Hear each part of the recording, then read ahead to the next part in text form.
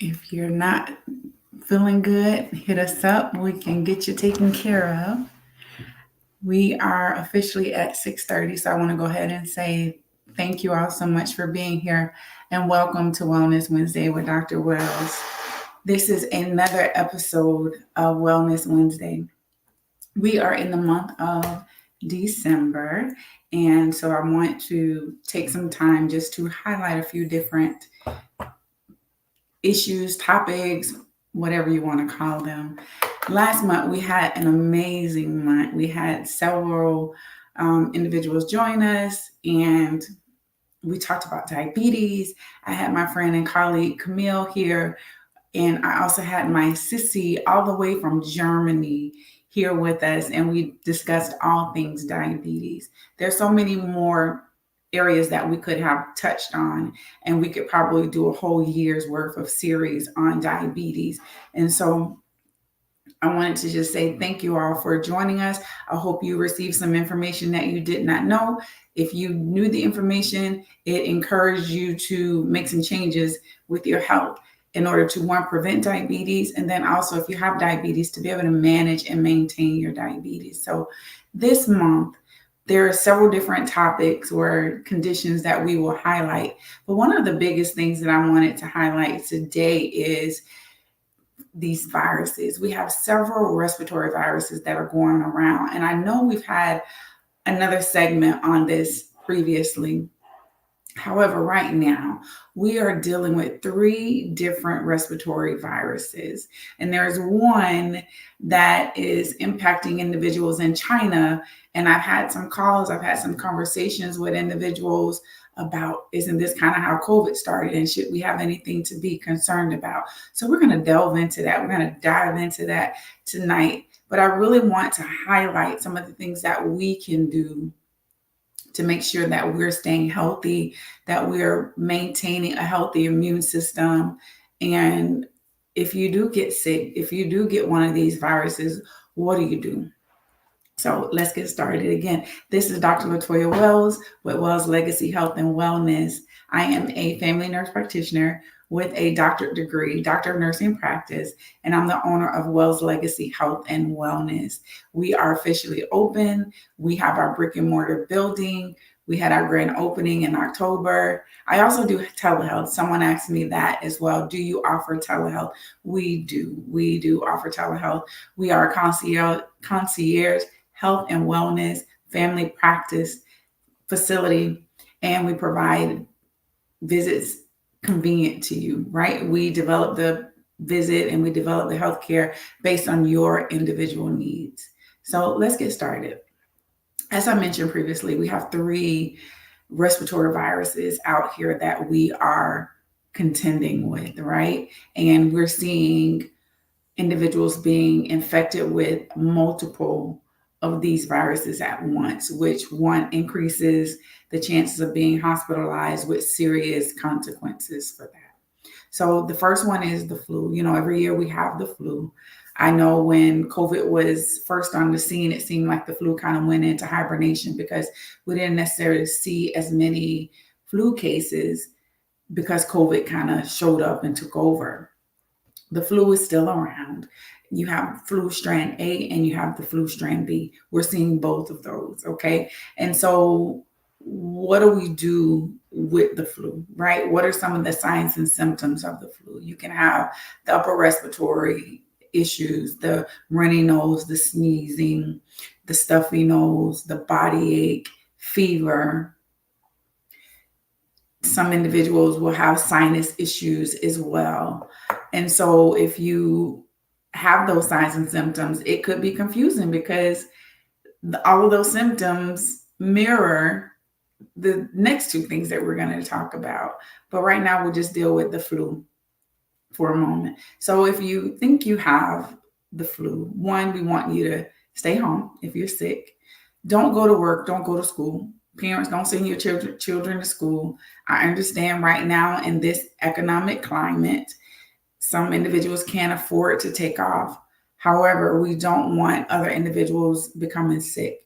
And that was one of the biggest things with COVID.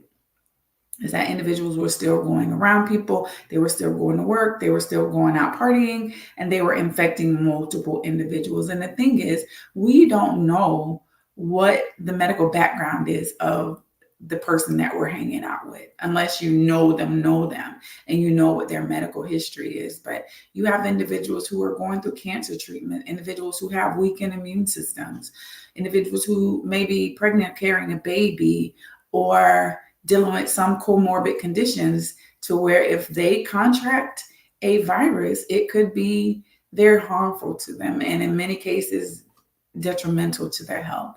So one, stay home. Second, we want you to go and get seen by a healthcare provider, whether that's via telehealth or you go into the office and get screened to find out, one, is this the flu? And some people say, oh, I just got a cold, or I have a flu. Well, you don't know until you get tested, right?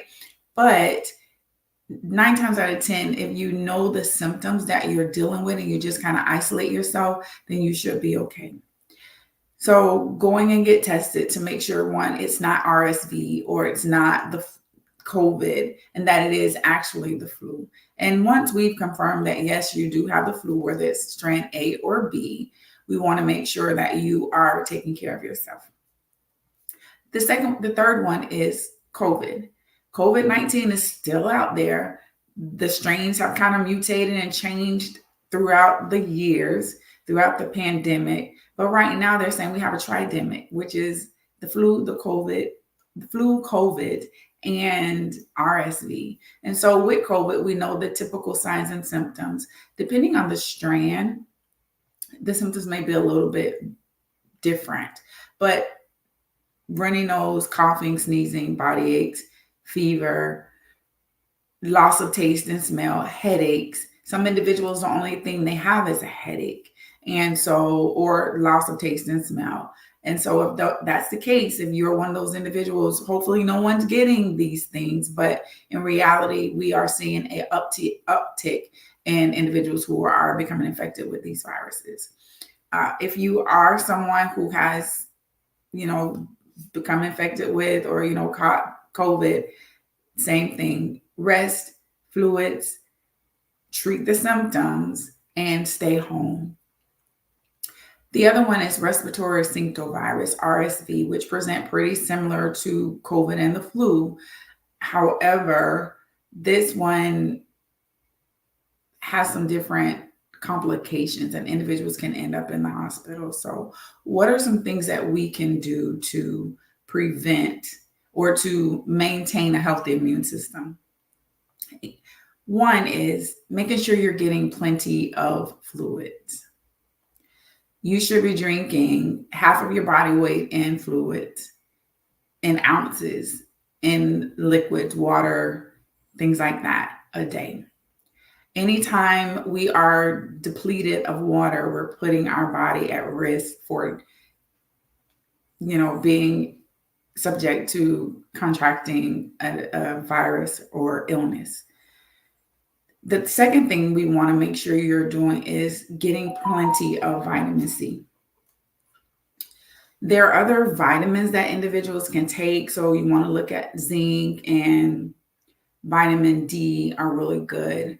Drinking plenty of orange juice, which is good in vitamin C, if it does not if there's no contraindication to other medications that you might be taking. Some medications you can't take certain things or you can't drink certain things. So just make sure that you are aware of that these aren't interfering with those medications. Making sure that you are staying active, working out, walking. Again, we've talked about this several times before. Making sure that you're getting at least 30 minutes of moderate exercise 5 days a week. So 150 minutes of exercise. And again, if you're sick, you're not feeling well, we want you to kind of take it easy and not really push the body too much. But getting out in the fresh air, the sun can help you, right? Moving, walking can kind of help the lungs expand a little bit and help with the healing process. However, you might need additional rest during that time frame. So if that's what your body needs, listen and do what your body needs. The next thing is making sure that you are getting enough rest. We talked about that. Enough sleep. We should be having at least 6 to 8 hours of uninterrupted sleep each night. And I know for individuals that can be very difficult based on different life circumstances and the setup of your household. Individuals who have small children, who have babies, who have elderly parents, who have health conditions that require them to, get up a couple of times a night. Individuals who are dealing with insomnia may have some issues with getting adequate sleep, which then decreases the effectiveness and puts your immune system at risk for being weakened, which then puts you at risk for developing or contracting one of these viruses. The other thing is good hand hygiene, making sure we're performing good hand hygiene. So washing your hands. I still like to teach individuals hand washing, especially the little kids, with the ABC song or singing that birthday song. And so making sure you're utilizing soap and water. If soap is not available, you can use sanitizer, but soap and water is the best option. For individuals who live in crowded spaces, make sure that you're staying away from, going out and hanging out. And if you are in the house with someone else, try and get to a place where you can kind of isolate yourself and make sure you're not getting other individuals sick. What are some other things that we can do? We talk about different supplements. There's so many supplements that are available. And again, as I said before, anytime you are considering starting a supplement, make sure that you are talking with your healthcare provider. Some warning signs or some things that we can do to make sure that your common cold has not turned into a pneumonia or bronchitis and things of that nature. If you begin to have a fever that's greater than 103, 104, that is not breaking after you've taken medication and you've had that fever for more than 3 days, we want you to go in and seek care from your healthcare provider, urgent care. And sometimes you may even have to go to emergency room depending on the signs and symptoms. If you develop shortness of breath to where you're not able to breathe, we want you to get medical care and make sure you're being seen. I'm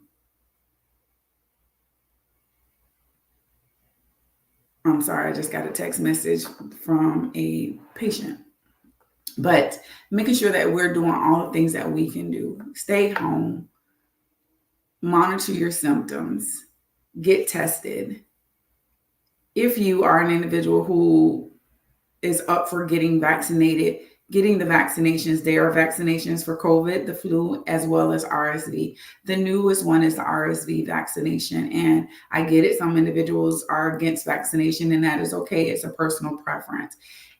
Some people have said to me, oh, well, I've gotten vaccinated and I still got the flu. I got vaccinated and I still got COVID.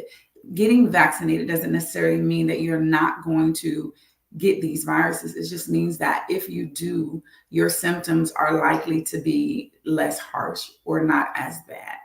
I got vaccinated for COVID and I still contracted COVID. However, my symptoms weren't as bad as they could have been had I not received the vaccination. So I'm not pushing vaccination. Of course, I think they work and they help us, but again, to each his own.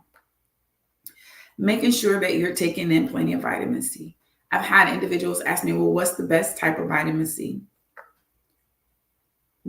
I haven't really done much research on the different types of vitamins. I know what works for me, and I do that. I will always say, talk with the pharmacist, talk with your healthcare provider, and they may have some recommendations. I do like Emergen-C. There are little packets that you can take and put into your water, your liquids, or whatever you're drinking, and it can definitely help boost your immune system or help you.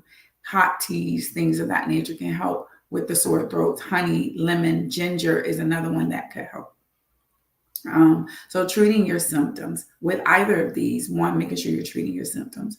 The issue with RSV is that this was something that once was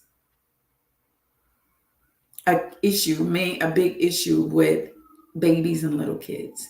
Well, now we're seeing it more so in adults, and the vaccination is for adults. We want to make sure if you are a adult and you have symptoms of either COVID, RSV, or the flu, that you're staying away from the little babies. We don't want to get them sick. Many of them have not developed their own immune systems as of yet. Their immune systems are still very naive, and they're at a higher risk for developing or catching these things. So make sure you're staying away. Again, isolate yourself. Get treatment, seek out care, and make sure you're doing all the things that you can do to, one, maintain your health. Again, if we're doing all the things, exercising, eating right, which is one of the things that I forgot to mention earlier, healthy diet, eating healthy foods, making those healthy food choices will help.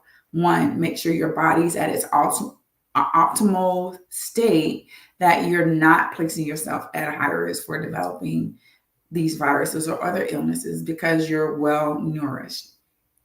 Another thing is staying home. If you're sick, don't go to work. And again, I understand, I can't stress that enough. Make sure that you are staying home. Don't send your kids to school. And I'll keep saying it. Don't go to work. Don't send your kids to school. Do what you can do to maintain your health and get better. I was asked a question, how soon after I get the flu or COVID or RSV can I go back to work? That's going to be based on your signs and symptoms and how you're feeling. Typically, and the CDC has kind of changed their recommendations for COVID, but usually it's after 5 days, I believe it is, for COVID, the most recent updates. And again, there may be some new updates. Things change so quickly. 5 days for COVID, as long as you are asymptomatic and you are not running a fever. Okay.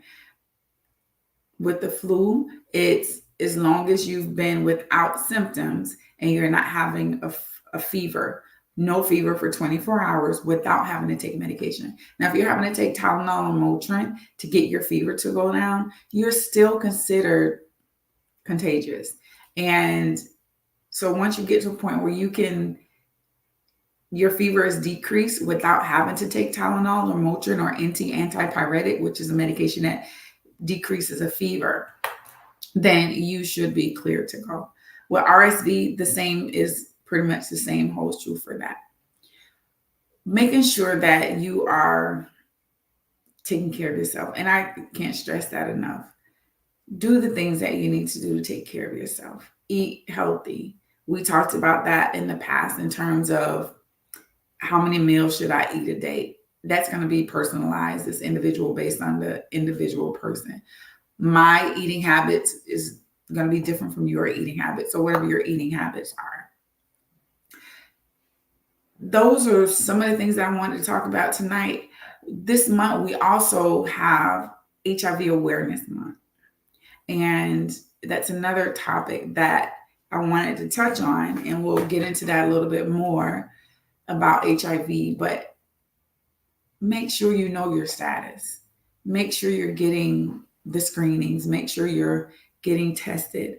Make sure you're protecting yourself, because HIV is still out here. AIDS is still real in our society. It's not talked about as much. Doesn't have as bad of a stigma as it once had, because there's so many treatment options, and many individuals are living with HIV and it's undetectable because they're taking their medication. They're on a good med cocktail or regimen, and they're doing all the things that they can do to take care of themselves. So we will be talking about that more in detail later, but I did want to highlight that, just like COVID is still here. And so making sure that you guys are doing what you need to do. I am starting to lose my voice, and I don't know why. I'm not sick. I've been doing a lot of talking. So we're going to go ahead and end the live early because I am losing my voice. But make sure you're doing all the things to take care of yourself. Get the rest. Eat a healthy meal. Drink plenty of water. Making sure you're getting vitamin C. And then make sure you're exercising. I apologize. I don't know what's going on, but we're going to go ahead and end. Until next Wednesday, this is Dr. Latoya Wells, Will Wells Legacy Health and Wellness. Stay safe and be well.